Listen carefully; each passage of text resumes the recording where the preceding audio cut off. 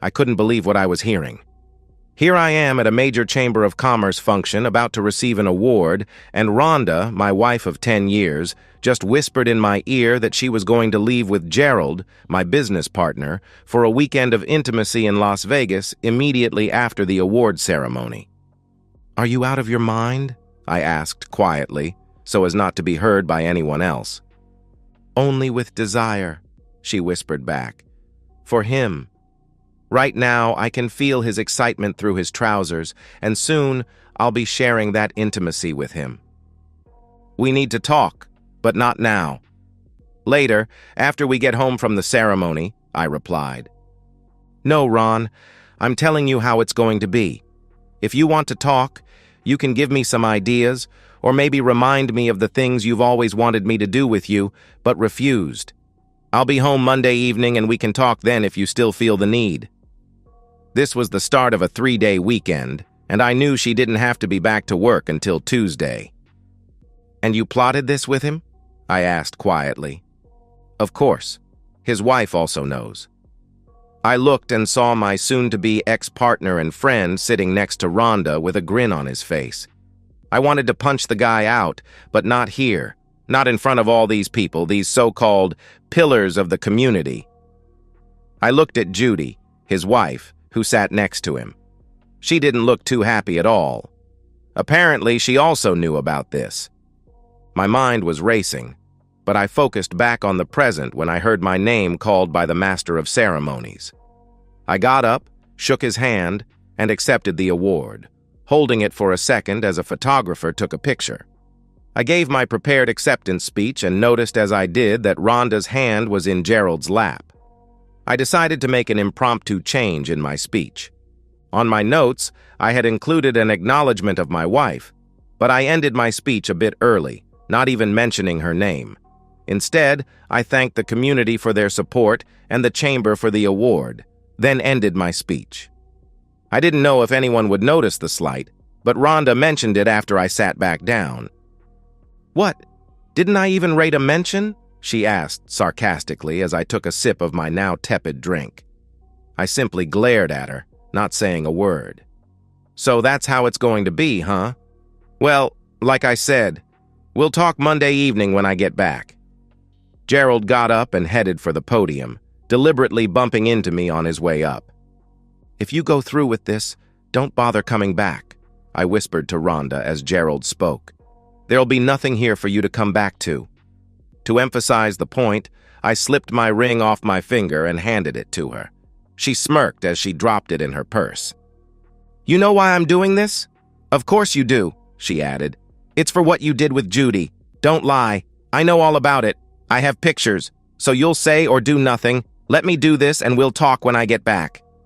"Don't do this, Rhonda. Nothing happened between Judy and me except dinner. We can talk about it after the ceremony." "Too late. It's going to happen. The tickets have already been bought. The reservations have already been made. I'm going to give Gerald my naked body this weekend. I'm going to let him do whatever he wants to me, and there's nothing you can say or do to stop me." "What if I told you he's HIV positive?" I asked. She laughed. "I wouldn't believe you. You'd say or do just about anything to keep me from going." "Don't say I didn't warn you. I guarantee that if you do this, you'll regret it for the rest of your life. Look, just enjoy the weekend without me. Go play golf or something. When I get back, things will go on as before," she said. I couldn't believe the nerve of this woman. "No, they won't, Rhonda." "We'll see about that," she said. A minute or two later, Gerald returned and took his seat. Rhonda turned to him, and I could see she had placed her hand back in his lap. Disgusted, I turned away from her. Finally, the event was over and we got up to leave. "This is your last chance, Rhonda," I said. She and Gerald smirked as they looked at me. "We're leaving now, Ron. I may call you, or not. Either way, I'll see you Monday." "No hard feelings, partner. I promise not to damage her too badly for you," Gerald said. "We're done, Gerald," I told him calmly. "As partners and friends, I don't ever want to see or hear from you again." "We'll see about that, partner," he said as he guided Rhonda away. I turned and looked at Judy, who had tears falling down her face. "Do you need a ride home?" I asked her. She shook her head. "No, I have an Uber coming for me. Thanks for asking anyway." "Didn't you tell them that nothing happened between us? That it was just a dinner and a conversation?" I tried, but they wouldn't listen. Gerald has pictures of us at the restaurant, and Rhonda insists it was a prelude to an affair. You know how she can get sometimes. Yeah, I knew all right. Until now, the only complaint I had about Rhonda was her uncanny ability to act on false assumptions. And once she got something in her head, there was almost nothing anyone could do to change her mind. "I see," I told her. "I'm sorry, Ron. You don't deserve this. I only hope he thought enough to bring condoms." "It doesn't matter," I said. "Whether he uses a condom or not is immaterial. The fact that she's going to let him screw her is all that matters. No, I'm finished with both of them." "What are you going to do?" she asked. "What I need to. What about you?" I told Gerald if he went through with this, I'd divorce him. And that's exactly what I intend to do. This isn't the first time he's cheated on me, but by God, it'll be the last. "Good for you," I said. "Let me know if there's anything I can do. If you like, I can refer you to a good lawyer." "Thanks, Ron. I appreciate that." With that, she left, and I followed shortly, making my way back to the car. On the way home, I thought about the last 10 years with Rhonda. We married about 5 years after Gerald and I went into business together. Gerald introduced me to her after we had been in business together for about 4 years. By then, he and Judy had been married for 3 years. Rhonda and I dated, fell in love, and got married. Gerald was the best man at our wedding, and I never would have believed he would be capable of doing something like this. I never thought Rhonda would either. By the time we got married, the business was growing significantly, so my lawyer suggested I have her sign a prenuptial agreement to protect my assets, which included my home and the business. She didn't like it, but she signed it anyway. I made sure the agreement was equitable and included a clause for infidelity. I had a lot to do and not a whole lot of time to get it done. It was still fairly early in the evening when I got home, so I called my lawyer, Jim Simpson, on his cell. "Hey, Ron," he said. "I thought you and Rhonda would be celebrating your award tonight. What's going on?" He listened as I told him what happened earlier in the evening. "Oh my God, Ron, I'm so sorry to hear that," he said when I finished. "You want me to start drawing up papers?" "Yes, Jim. I want a divorce for adultery based on our prenuptial, and I want you to draw up papers dissolving the partnership." When Gerald and I drew up the partnership, we included a clause that said the partnership could be dissolved if one or more of the partners engaged in morally unacceptable behavior that could significantly impact the operation of the business. I felt this certainly fell into that category. "Are you sure about that?" he asked. "Yes, absolutely. I want it reorganized as a sole proprietorship if possible. I know we had talked about incorporating it as a limited liability company before. Maybe this is the time to do that." "All right, I'll get the ball rolling on that. It's going to take some time, though." "I know, but I want the partnership dissolved as fast as possible, and I want my losses mitigated as much as possible." "Consider it done, my friend," he replied. "Thanks," I said, ending the call. I knew that under the terms of the agreement, I would have to pay Gerald something to get him out of the company, so the less I had to give him, the better. I knew Jim would come through for me. A couple of hours later, I got a call from Rhonda. "I just wanted to let you know we're at the hotel in Vegas, and I'm so ready for a weekend of hot intimacy. Rhonda, you should know before you do this that Gerald is HIV positive. If you go through with this, you'll regret it for the rest of your life. Stop this nonsense and come home right now. If you do, then maybe, and I do mean maybe, we can fix our marriage." "Oh, Ron," she said with a laugh. "Are you still on that? Get over yourself. This is going to happen. I'm going to let Gerald have me all weekend long. In fact, I'm getting excited just thinking about it." "Rhonda, I'm warning you," I began to say, but she had already ended the call. That was it. I had warned her, but she refused to listen. The rest of my now screwed-up weekend was spent exorcising Rhonda from my life. On Jim's advice, I went to the bank on Saturday morning and took care of things there, paying off her credit card before canceling it. I got 3 voicemails from Rhonda and a few text messages over the weekend. She was doing her best to get me riled up. "Oh, yeah," she moaned in one of her voicemails. The other voicemails were very similar. I forwarded all of them to Jim so he could have them as proof of Rhonda's adultery. I also forwarded them to Judy so she could use them in her divorce from Gerald. I called a locksmith and had all of the locks changed on the doors. I wasn't worried about keeping the house, as I had bought it before we got married and the mortgage was in my name only. I tossed all of her clothes and prized possessions into trash bags and crammed them into her car, leaving enough room for her to drive. I pulled the car out of the garage and left it in the driveway. I pulled down all of the photos that included Rhonda. I broke up the large wedding portrait that hung over the fireplace before placing the broken pieces inside to be burned. By the time I was finished, there was no evidence that she had ever been in the place. After listening to her voicemails the next morning, I called her mother and said we need to talk. She invited me over for lunch, so I went. After eating a sandwich, she asked me what was going on, so I told her everything. I even played the voicemails Rhonda had left. By the time I finished, she was inconsolable. "That stupid, stupid girl. I can't believe she would do something like this to you. I'm so sorry, Ron. Of course, she can stay here until she gets back on her feet, but I'm going to tan her hide for this." "I'm sorry as well, Mom," I told her. I always thought of Rhonda's mother as Mom, especially since my own mother died from a stroke a few years before. She's going to need all the help and support you can give her. "Of course, but I'm still going to put her over my knee." I chuckled and gave her a hug. "Please stay in touch, Ron," she said as we broke the hug. I promised I would and left. She was still wiping tears from her face when I left. From there, I went to a tavern that served the juiciest burgers and enjoyed one with a couple of beers. Jim called me on Monday to say he had the paperwork drawn up, so I went to his office.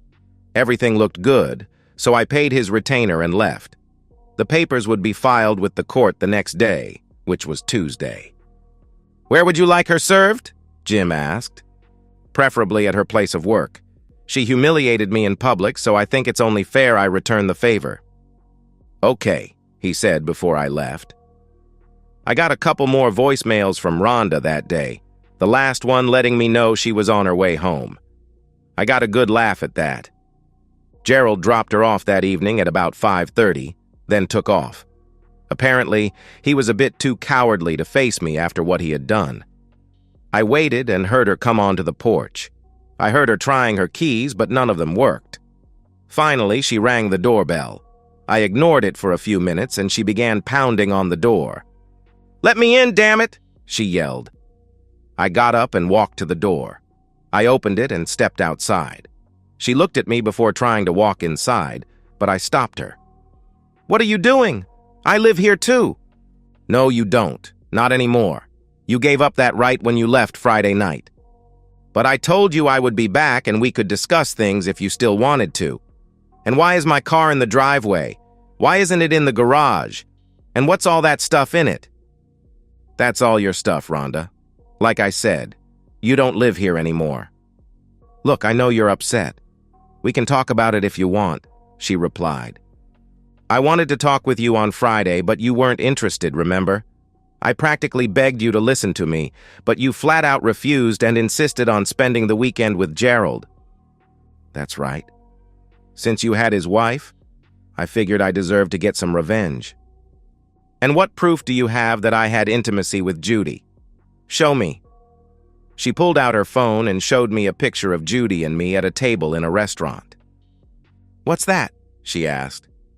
"That's 2 people talking over dinner. There's no intimacy in that picture, and nothing happened between Judy and I. For that matter, I have never been with another woman since you and I became exclusive." "Then why were you having dinner with her? Surely you expected something afterward." "There you go again, making false assumptions," I said. "What are you talking about?" she asked. That's what I wanted to talk to you about on Friday, but you refused to listen to me.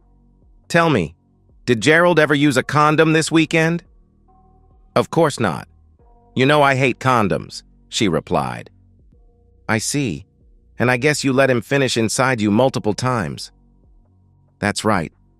I still have some of him inside me right now. I was going to let you clean it out of me. And if you were truly sorry, I would have considered being intimate with you. But I don't think that's going to happen. So, you were planning to kill me then, I said. Her eyes grew wide. Of course not. Where did you get that silly idea from? Do you remember a few months back when he said he wasn't feeling too well? That was just a few weeks after he returned from a trip back east. Yeah, I remember, she said. I suggested he go see his doctor and get checked out. He never told me what the doctor said, but Judy learned he tested positive for HIV. You want to know how she learned about it? I'll tell you. She learned about it because he infected her. She tested positive just recently. That's what we were talking about at dinner that night. At the time he infected her, he didn't know he had it. But he sure as hell knew this last weekend when he was screwing you. I handed her a copy of Gerald's test results Judy had given me the night we had dinner. Rhonda's face turned white and her eyes widened. I even told you on Friday, but you refused to listen. Oh my God, she said, feeling nauseous. You were telling the truth. I'm going to get sick. She doubled over and vomited in the front yard. I stood and watched as she retched several times in the front yard. When she finished, she looked at me, scared. I'm going to die, aren't I? She asked. I shrugged my shoulders. I'm not a doctor, so I don't know. Judy said her doctor told her it's not the death sentence as it was a few years ago, but it's still pretty rough. At any rate, I suggest you go see Dr. Barnes first thing in the morning and let him know. Have him run some tests on you. Maybe if he can catch it early enough, he can do something. But I do know that our marriage is dead. Where will I go? She asked, tears falling down her face. Your mother said you can stay with her until you get on your feet, I replied. My mother? You told my mother? She asked, shocked. Yes, she deserves to know the truth, don't you think? I guess, she replied. And you'll be served with divorce papers at work sometime this week. Please, no, I don't want a divorce. Can't we work through this? No. We probably could have if you had talked to me on Friday instead of leaving me to spend the weekend with him in Vegas. But you just had to have things your way. You made your bed, Rhonda. Now you get to lie in it. So what were you doing with Judy in that restaurant? She asked. I already told you. Talking. She got her test results and wanted to talk to me. She asked if I had any idea he was positive. Of course, I told her the truth. I didn't. I was trying to find a way to help the two of them get through this. But it seems Gerald decided to have her followed. He got those pictures of us in the restaurant. Naturally, when you saw them, you made your usual false assumptions, and here we are. I hope it was all worth it to you. Please, can't you just give me one more chance? I'm dying here, she begged. I've been dying since you walked out on me Friday night, I replied. But I love you, she cried. Yeah, right, I thought. Don't you have any love for me at all? Love you? Right now, I don't even like you. Now get off my lawn. I walked back inside and slammed the door, locking it behind me. I looked through the window and saw her, sobbing as she knelt on the lawn. She looked totally defeated and forlorn, but right then, I didn't care. Eventually, she turned and slowly ambled to her car, still crying. As I watched, she backed out of the driveway and drove off, still crying. The next day, I got to the office early, hoping to catch Gerald when he came in. I had already advised security to confiscate his badge when he came in and had a couple security officers waiting by his office. When he arrived, he gave me a smirk, but lost it when he saw the officers. What's this all about? He asked. They're here to confiscate your badge and make sure you don't take any company property when you leave. Leave? I'm not going anywhere. Wrong answer. As of today, the partnership is dissolved. You no longer work here. That's not true. You can't do that. "Read the agreement we both signed," I said, tossing a copy of it on his desk. I highlighted the appropriate clause. "The dissolution of the partnership is being filed this morning, and the company is temporarily being reorganized as a sole proprietorship. I'll give you 15 minutes to pack your trash and get off the property before I have you escorted out." "Is this all because I had your wife over the weekend?" he asked. "Partly. It's also for deliberately exposing her to HIV, which I've been told is a crime in this state." "What?" he asked. "I saw your test results. Judy showed them to me. That's what we were discussing that day in the restaurant. She told me you infected her as well. I was planning to make you a silent partner so you could keep your medical coverage and still earn an income. But what you did this weekend was beyond the pale. You know you're infected, but you still chose to spend the weekend with Rhonda without informing her. That's illegal in this state. The two of you had this all planned out, except she didn't know you're HIV positive. In my view, what you did violates the terms of our partnership agreement. I had considered giving you a severance package, but in light of your actions, I've changed my mind. Now get out!" "You can't do this. I'll fight you on this. So help me God, I'll start spreading rumors that you've been screwing half the female staff here, threatening their jobs if they don't go along with what you want." "Really? You'd deliberately slander me in the community for revenge? On top of deliberately infecting my wife with HIV so she could infect me?" "Goddamn right," he replied. "By the time I'm done, you won't have any business at all." I smiled and pulled an audio recorder from my pocket. I hit a button and played our conversation back to him. "I think that should add a few million to the lawsuit and help secure a conviction. Not to mention the fact that you made your claim in front of at least 2 witnesses. Right?" I asked, looking at the 2 security guards, who smiled and nodded their heads. I looked at my watch. "You know, I used to think you were my best friend. I also used to think you were quite intelligent. I see now that my initial assessment of you was wrong. You have 10 minutes to pack up and get the hell off my property." I looked at the guards before speaking again. "Keep an eye on him. Make sure he doesn't touch his computer and only takes what's his." "Yes, sir, Mr. Hastings," one of the guards said. Gerald packed his stuff as the security guards watched. On his way out, he stopped by my office. "I'm sorry, Ron," he said. "Just go. Get out." After Gerald left, I called a meeting of all employees. It was crowded in the main office, but I felt they deserved to know there would be changes.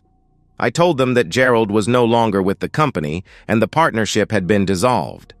I assured them that this change wouldn't affect their jobs in the long run, but could cause some short-term disruption.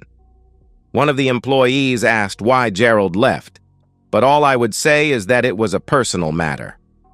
The next several weeks were a blur.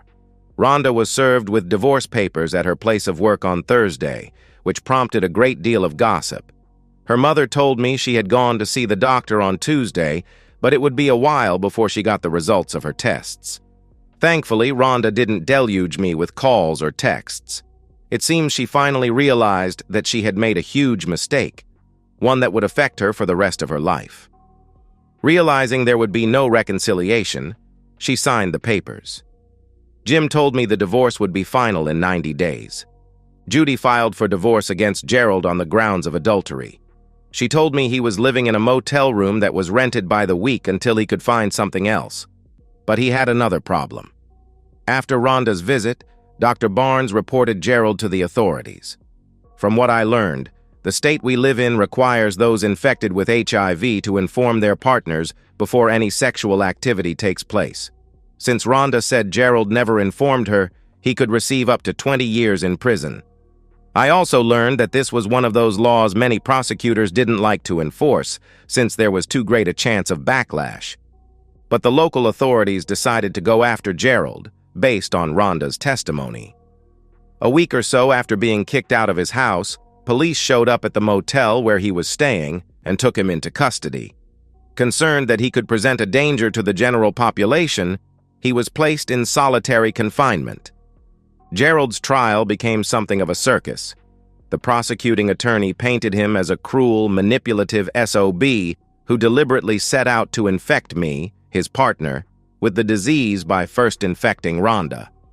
Rhonda testified, as did I. Judy also testified. The prosecutor also played the audio I captured in my office, putting Gerald in an even worse position. It didn't take long for the jury to convict. Disgusted by what he heard, the judge sentenced him to the maximum allowable by law, 20 years in the state penitentiary. But Gerald's problems were far from over. Now he was in the middle of a divorce as well as civil litigation. After Judy's divorce was finalized, she sold her home and moved out of the area. Rhonda contacted me a few days before our divorce was final and asked me if I would have dinner with her. After thinking about it, I agreed. I felt it was time for closure. We met at a quiet restaurant where we enjoyed a final meal. "I hope you're not too scared or ashamed to be seen with me," she said. "We're not going to be swapping any bodily fluids, so it shouldn't be a problem," I told her half-jokingly. "I got the results of my test. I'm positive." "I'm not surprised, but I am sorry to hear that. It's not your fault. You tried to warn me, but I wouldn't listen. It's a mistake I'll be paying for the rest of my life." "So, what is the doctor doing?" I asked. "He's got me on an antiretroviral therapy. It'll never be cured, but he tells me I can live a fairly normal life if I take the drug every day. Of course, I had to let my boss know. He's letting me telecommute so I can work from home, and Mom says I can stay with her as long as I need to." "That's good to hear," I replied. "My lawyer is also filing a lawsuit against Gerald. I've been told it's pretty much a slam dunk with his conviction, but collecting may be an issue with him being in prison and all." "I see. Well, I happen to know that his 401k was pretty substantial, even after subtracting Judy's portion. She also sold their house, so maybe you can get his half of that. Have you spoken with her recently?" "I have," she said. "She's out of the area, but we still talk from time to time. I'll mention that to her and see what she says." "What happened to you, Rhonda? I don't get it. I wanted to have kids with you, spend the rest of my life with you." "I don't know. When Gerald showed me those pictures of you with Judy, I lost it. I just knew you were having intimacy with her. I really jumped the shark on that, didn't I?" "Just a bit. But why didn't you just talk to me?" "I was angry. I didn't want to hear anything you had to say. Judy tried to warn me as well, but I figured she was in cahoots with you and would say anything to stop me. I even told you that Friday about Gerald. Twice. I hoped you would have gotten the hint. Frankly, I didn't want to hear anything you had to say, and now I'm paying the price. I'll be paying it for the rest of my life. Can you ever forgive me for being so stupid?" "I don't know," I replied. "Right now, it's all I can do to be civil around you." "I thank you for that at least. I know it's probably not easy for you. So, how are you holding up?" "I manage. I stay pretty busy with the business. Now that Gerald is gone, my workload has doubled, so there's no shortage of things to do." "Any women in your life?" she asked. "No, I'm not in the market for a relationship. Probably won't be for quite a while. Once bitten, twice shy, you know." "I'm sorry," she replied. "I've learned a thing or two myself from all of this," I said. "What's that?" she asked. "Never trust anyone.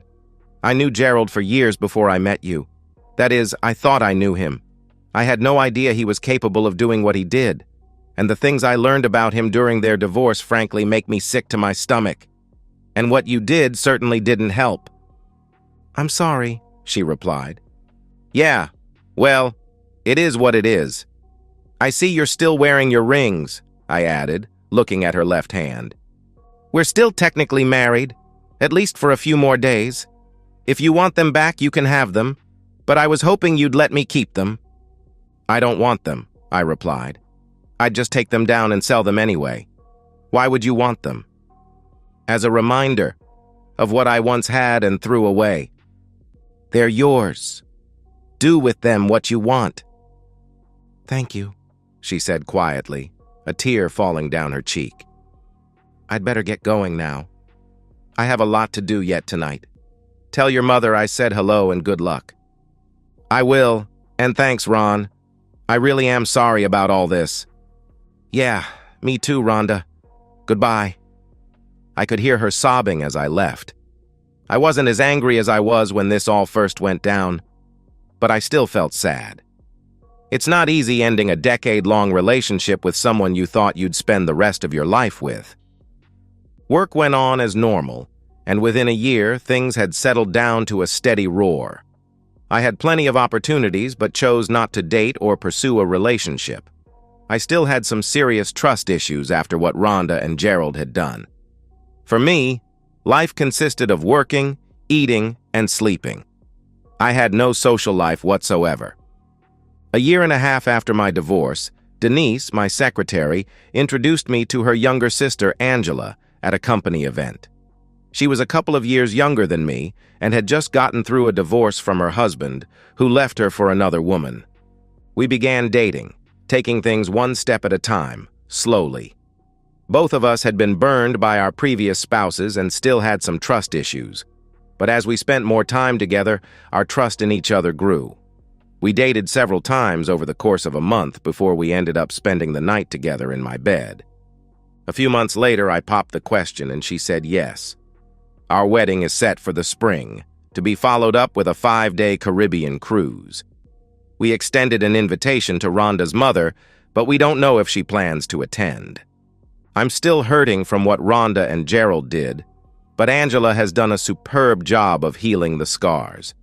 I've done my best to help her heal as well, and I'm certainly looking forward to spending the rest of my life with her. Thinking about Angela, I'm often reminded of the old saying, sometimes the bad things that happen in our lives put us directly on the path to the best things that will ever happen to us.